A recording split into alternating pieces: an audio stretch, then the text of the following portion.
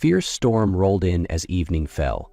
Wind howled through the empty streets, sweeping up brittle leaves and broken branches across the rain-slick pavement. Puddles glimmered with distorted reflections from flickering streetlights, illuminated now and then by flashes of lightning. The air was thick with the scent of wet earth, cold, heavy, and as hollow as the man sitting inside the sleek charcoal-gray car. Ethan Hart, a brilliant CEO, was on his way home after a long, brutal day of high-stakes meetings and relentless decisions. Negotiations had drained him to the bone. His company was balancing on a razor's edge, and he was the one holding it all together. Yet in this moment, Ethan stared blankly out the window, watching the raindrops race down the glass. Inside him, there was only stillness. The car turned onto a narrow road and abruptly came to a stop. Ethan jolted forward in his seat. "What is it?" he asked, his tone edged with irritation. The driver pointed ahead. "Someone's in the road." Ethan squinted through the streaked windshield, and in the downpour he saw her. Soaked from head to toe, clutching a little girl tightly against her chest. She was trembling, her wide eyes filled with both fear and resolve. The child clung to her, cheeks pale from the cold. The driver rolled down the window slightly. "Ma'am, this is dangerous. You need to—" "Please," the woman interrupted, her voice shaking. "Just a ride. Just a few blocks. My daughter's freezing and we have nowhere to go." Ethan didn't respond immediately, his eyes fixed on the woman's trembling arms and how fiercely she held her child. The driver hesitated, but before he could speak another word, the back door opened. "Get in," Ethan said, calm and firm. The car glided silently through the storm-soaked streets.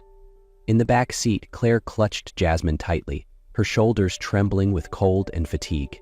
Her clothes clung to her body, soaked through, and the little girl nestled into her chest, seeking whatever warmth she could find. "Thank you," Claire whispered, her voice nearly swallowed by the sound of rain. Ethan nodded faintly, his gaze fixed out the window. "Where are you headed?" "Anywhere safe," Claire replied, voice tight with emotion. I don't have a place to go back to." Ethan turned to glance at her. There were faint bruises on her arm where the torn sleeve revealed skin. Her eyes held confusion, weariness, and something else. Resolve. "What's your name?" he asked.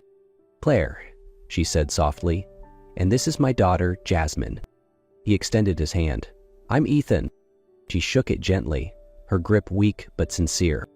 The car slowly turned through tall iron gates and down a long driveway lined with trees.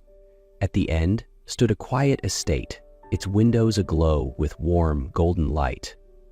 The vehicle pulled up beside a small guest house at the back of the property, separate but complete. Ethan opened an umbrella, shielding them from the rain, and led them inside. The space was simple but clean. A loaf of bread and a carton of milk sat on the kitchen counter. Fresh towels were folded in the bathroom, along with a set of sleepwear laid neatly on the bed. "Get some rest," Ethan said.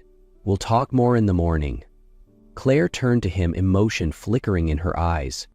"You didn't have to do this." "I know," he replied, then stepped out into the rain. Jasmine buried her face into her mother's neck, and Claire let the tears fall, silently, freely. For the first time in what felt like forever, she felt safe. Not completely secure, but like something had shifted. A beginning. Outside, Ethan stood under the edge of the awning, rain soaking into his sleeves. He didn't go inside right away. His eyes stayed fixed on the small house, its soft light glowing behind sheer curtains. There was something in Claire's eyes, not just fear, survival. The next morning, soft sunlight slipped through the guest house window.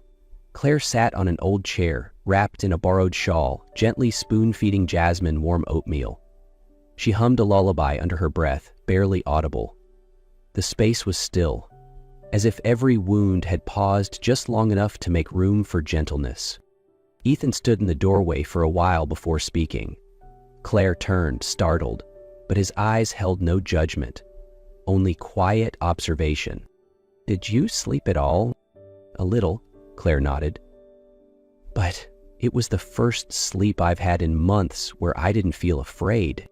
Ethan gave a small nod, then paused. I have a proposal, if you're willing to hear it. Claire looked at him, cautious. This house needs someone to help with day-to-day things. Cooking, laundry, keeping things in order. And you need a safe place. I can offer that. You want me to work here? I want to give you a chance to start again, he replied evenly. Claire hesitated, then nodded slowly. If you really trust me, I'll do my best. Ethan gave a faint smile. I let you into my car. Trust is the easy part. The days that followed moved with quiet rhythm. Claire woke early to help in the kitchen, folding linens, sweeping the floors. Jasmine learned to play quietly in the garden, often drawing shapes in the dirt with a twig beneath the big tree. Ethan appeared rarely, but when he did, he watched from a distance, like a man trying to understand a language he hadn't spoken in years. One afternoon, Ethan arrived home earlier than usual. Passing the library, he saw Claire and Jasmine inside his private study, a space she had never entered before. Claire was dusting the shelves. Jasmine, crouched near a low cabinet, held something wooden in her tiny hands. Look, Mommy, she chirped. A tiny house. Claire turned, her face draining of color. Jasmine, don't touch that. At that moment, Ethan stepped into the room. He froze when he saw the wooden model in Jasmine's hands. His eyes darkened, his face stiffened. Put it down, he said, voice sharp as a blade. Startled, Jasmine dropped the model with a thud. The sound echoed in the room, followed by the child's sudden sobbing. Claire swept her daughter into her arms, her expression torn and alarmed. She didn't mean to, she whispered. She's just a child. Ethan said nothing. He stared at them, unmoving, then turned and walked out without a word. That night, after Jasmine had cried herself to sleep, Claire stood outside the study door. Her fingers hovered over the knob. Then, slowly, she pushed it open. Ethan sat in a leather chair, the lights dim. In his hands was the wooden house, now repaired. He traced the roof with his fingers like it held more than just shape, like it held memory. My parents gave me this when I got into college, he said, his voice rough. They called it a symbol. Build something that lasts, they told me. Claire remained silent. She sat cross-legged beside him on the floor. They died 2 weeks later, car crash. I was supposed to have dinner with him that night, but I canceled. For a meeting. He looked down, hands trembling slightly. I thought there'd be time, but there wasn't. She reached out, resting her hand on his. You're not weak, Ethan, she said softly. You're just human. After a long silence, Ethan finally spoke, his voice rough, as if it carried years he hadn't put into words. I wasn't really angry at Jasmine, he whispered. It wasn't about the object. I was just scared. Scared that something so fragile could break again. And if it did, I'm not sure I'd survive it. Claire looked at him for a long moment, then gently placed her hand over his. That doesn't make you weak, Ethan, she said softly. It makes you real. A man still learning how to feel again. Time passed without confessions, without long embraces. But something between Ethan and Claire had shifted. Their glances lingered longer. Their silences grew more natural. Jasmine began to take Ethan's hand on garden walks, and her laughter echoed through hallways that used to feel cold. Ethan found himself smiling more, not politely, but genuinely. Then, on a quiet Saturday afternoon, as Ethan worked in the library, the intercom buzzed. Sir, there's a man at the gate. He says his family of Miss Claire. The housekeeper's voice trembled. Ethan frowned. Did she mention anyone visiting? No, sir, but he's persistent. Ethan stepped to the security monitor. Through the rain-blurred screen, he saw a disheveled man, unsteady on his feet, eyes sharp with something ugly. Instantly, Ethan felt the wrongness. I'll handle it, he said. But by the time he reached the front door, the man was gone. That night, Claire was unusually quiet. Her hands trembled as she folded towels, and she jumped when Ethan spoke her name. He asked if she was all right, She offered a thin smile. "It's nothing, just tired." He let it go. He shouldn't have. The next morning, Ethan woke early. He expected to find Claire and Jasmine at breakfast like always, but the guest house was empty. Their clothes, gone. Jasmine's storybooks, gone. Her laughter, gone. The kitchen was still. There was no note. His chest tightened.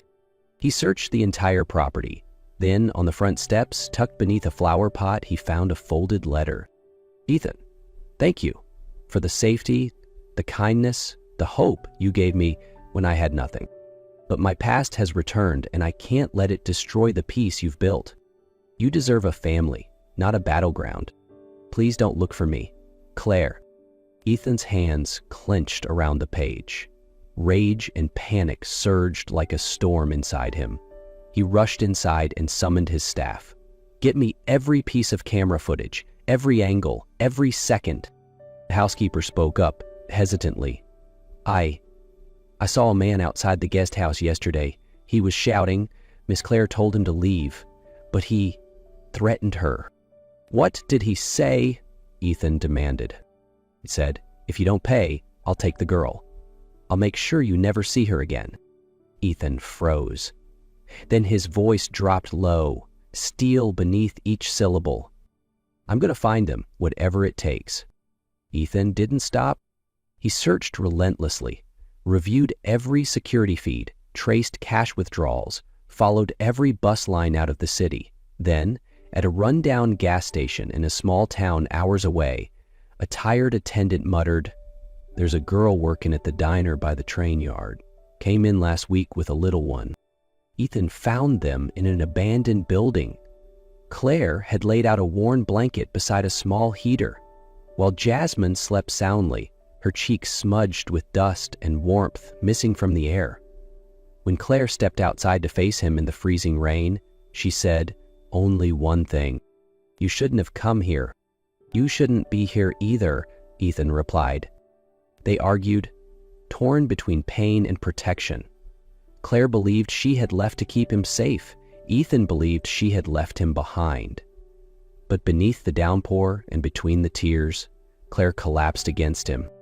"I don't know how to stop running," she sobbed. Ethan held her close. "Then let me hold you still." 2 weeks later, with surveillance footage, the housekeeper's testimony, and threatening messages, Claire's ex-husband was arrested. For the first time in years, Claire exhaled without fear. When they returned to the estate, Ethan didn't bring them to the guest house. He waited at the front steps, arms open. Jasmine ran to him without hesitation. Claire followed slowly, clutching her bag like it might all vanish. But nothing vanished. Everything became real. The east wing had been redone. Fresh paint, soft rugs, a small room for Jasmine with a window seat overlooking the garden. The back porch, now lined with Claire's favorite flowers, smelled once again of cinnamon and carried the sound of laughter. For the first time in years, the three of them weren't each on their own. They were us. One soft golden afternoon, Ethan asked Claire to take a walk by the lake, the same place where he had once sat alone, holding grief in silence. But this time, he wasn't alone. Jasmine ran ahead of them, a toy sailboat in hand, tossing small stones into the water with bursts of laughter. Ethan and Claire followed slowly, hand in hand, stepping beneath trees that filtered light like lace. Claire smiled gently. "I get the feeling you didn't bring me here just for the fresh air." Ethan didn't answer right away. For a moment, the world seemed to hold its breath. Then he reached into his coat pocket and pulled out a small velvet box. Claire stopped, the wind quieting around them. He opened it. Inside, a simple gold band lined with tiny, delicate diamonds. Not extravagant, just elegant, just her. "I've had everything," Ethan began, his voice steady. "Money, power, beautiful homes, but none of it ever felt like it belonged to me. Not until you and Jasmine walked into my life." Claire raised her hand to her mouth, tears already slipping free. "I don't just want to protect you," he continued. "I want to grow old with you. I want to build a family, not out of duty, but out of love. The kind my parents dreamed of, the kind I never thought I'd find." He got down on one knee. "Claire, will you marry me?" She nodded, overwhelmed, her fingers trembling as she touched his face. "I never believed I deserved happiness," she whispered. "But you made me believe I might." From down the path, Jasmine shouted, "Did Mommy say yes?" Claire laughed through her tears, calling back, "She did!" The wedding took place in the quiet garden behind the house, where lanterns swayed like slow breaths among the trees, and the blooms opened wide as if to witness something sacred. It was simple, intimate. A few close friends, trusted staff, and Jasmine in a tiny white dress holding a wildflower bouquet. Their vows were not traditional. They were written from sleepless nights, shared scars, and newfound dreams. Ethan whispered, "I promise to be your safe place. Through storms, through ordinary mornings."